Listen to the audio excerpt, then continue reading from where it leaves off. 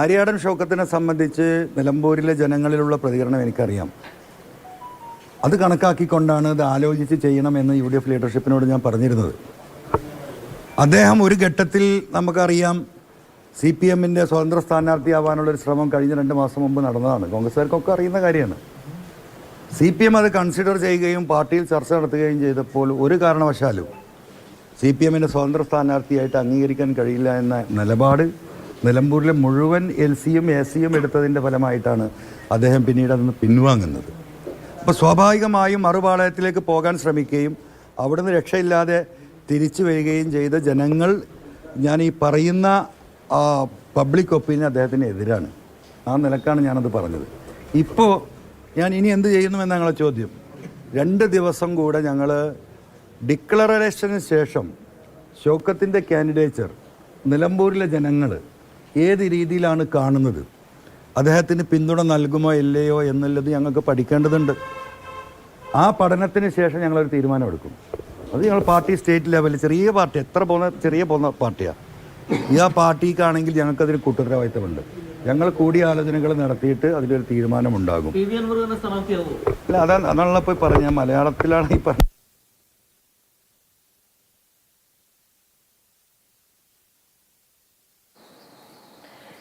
PV Anwar പ്രതികരിക്കുകയായിരുന്നു. തീരുമാനമെടുക്കും.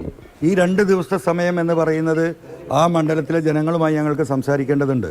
അവിടുത്തെ സാമുദായിക സാംസ്കാരിക നേതാക്കളുമായി സംസാരിക്കേണ്ടതുണ്ട്. ഇവരുടെയൊക്കെ ഒപ്പീനിയൻ സ്വീകരിച്ചുകൊണ്ടുള്ള ഒരു നിലപാടായിരിക്കും.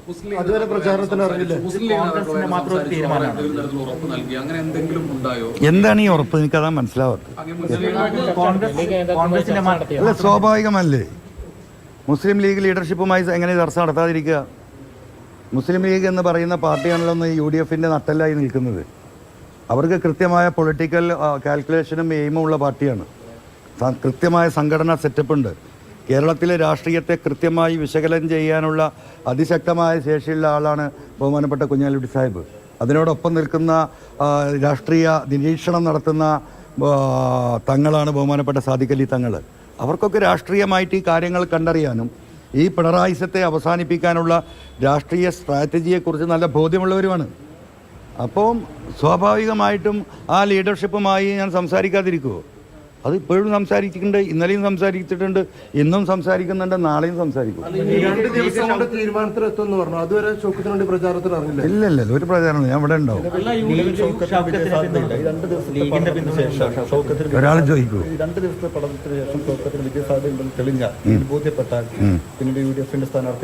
അല്ല, അപ്പൊ ഞങ്ങൾ ആലോചിക്കും. ഞങ്ങൾ പഠനം കഴിഞ്ഞിട്ട് സ്റ്റേറ്റ് കമ്മിറ്റി കൂടി ആലോചിക്കും. അല്ല, UDF പ്രവേശനം ഇതുമായിട്ട് എന്താ ബന്ധം? ഞാൻ എന്തിനാ രാജിവെച്ചത്?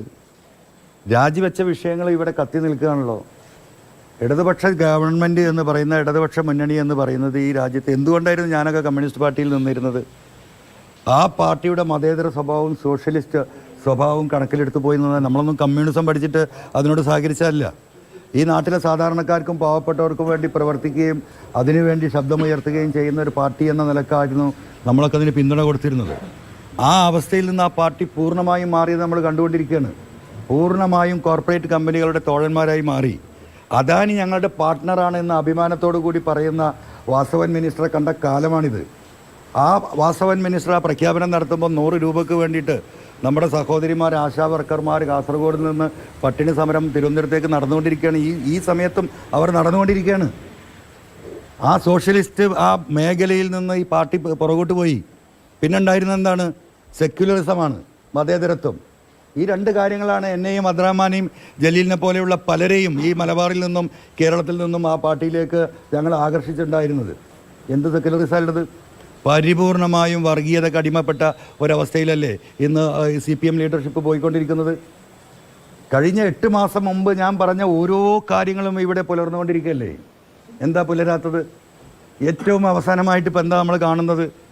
ഈ പറയുന്ന നിലമ്പൂർ മണ്ഡലത്തിൽ 1500 വോട്ട് കിട്ടിയ 970കളിൽ BJP മത്സരിക്കുന്നുണ്ട്. ജനസംഘമായ കാലത്ത് BJP മത്സരിച്ചിട്ടുണ്ട്.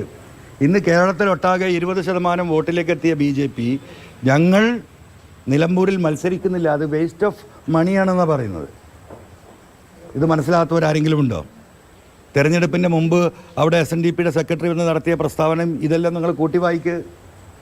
അപ്പോൾ സെക്കുലറിസം പാടെ കളഞ്ഞു കുളിച്ചു. അവിടെ ഒരു സ്ഥാനാർത്ഥിയെ നിശ്ചയിക്കാൻ CPM ഈ നിമിഷവും കഴിഞ്ഞിട്ടില്ല. CPM എന്താണ്, ഇപ്പുറത്തെ സ്ഥാനാർത്ഥിയുടെ പേരും ഊരും നോക്കുകയാണ്. അതിപ്പോൾ പ്രഖ്യാപിച്ചു എന്നാണല്ലോ നിങ്ങൾ പറയുന്നത്. അപ്പോൾ ഇപ്പുറത്ത് പ്രഖ്യാപിക്കുന്നതിൻ്റെ ജാതിയും മതവും അവൻ്റെ അടിയാധാരവും പരിശോധിച്ചിട്ട് അതിന് നേരെ ഓപ്പോസിറ്റ് ഉള്ളതിനെ എങ്ങനെ ഉപയോഗപ്പെടുത്താൻ പറ്റുന്ന പക്കാ ജാതി വർഗീയ രാഷ്ട്രീയത്തിലേക്ക് CPM എന്താ പറയുക ഇറങ്ങി വന്നു. ഈ വിഷയങ്ങളുമായിട്ടല്ലേ നമ്മൾ ആ മുന്നണി വിട്ടു പോരുന്നത്. ഈ വിഷയങ്ങൾ സംസാരിച്ചതിൻ്റെ പേരിലല്ലേ പോരേണ്ടി വരുന്നത്. ഇവിടുത്തെ പോലീസിൻ്റെ വിഷയങ്ങൾ, കേരളത്തിലെ സാധാരണക്കാരായ കമ്മ്യൂണിസ്റ്റുകാർക്ക് സഖാക്കൾക്ക് വേണ്ടിയാണ് ഞാൻ സംസാരിച്ചത്.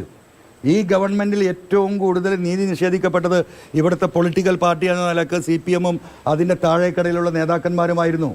പോലീസ് സ്റ്റേഷൻ്റെ മുന്നിലൂടെ മുണ്ടിട്ട് നടക്കുന്ന ഗതികേടാണ് CPM-ൻ്റെ സെക്രട്ടറിമാർക്ക് എന്ന് ഞാൻ ആ പാർട്ടിയിൽ നിന്ന് പറഞ്ഞവനാ. ഞാൻ അവർക്ക് വേണ്ടി സംസാരിച്ചവനാ. ഞാൻ ആ സഖാക്കൾ അവിടെ ഉണ്ടല്ലോ, ആ നാട്ടിലുമുണ്ട്. ഞാൻ ഈ പറയുന്നതിൽ എന്തെങ്കിലും അടിസ്ഥാനമുണ്ടോ എന്ന് അവർ ആലോചിക്കട്ടെ. അവർ തിരിച്ചു ചിന്തിക്കാതിരിക്കുമോ? ആ പിണറായിസം ഇനി കേരളത്തിൽ ആവർത്തിക്കാൻ പാടില്ല. അത് അവർ നടത്തിക്കൊണ്ടിരിക്കുന്ന നരേഷൻ മൂന്നാമതും ഞങ്ങൾ അധികാരത്തിൽ വരുമെന്നാണ്. അത് വസ്തുതാ വിരുദ്ധമാണ്, കള്ളമാണ് എന്ന് കേരളത്തിലെ ജനങ്ങൾക്ക് തെളിയിച്ചു കൊടുക്കാനുള്ള ഒരു വേദി കൂടിയായിട്ടാണ് ഞാൻ ഈ തെരഞ്ഞെടുപ്പ് രാജിവെച്ച് ഞാൻ പുറത്തു വരുന്നതും.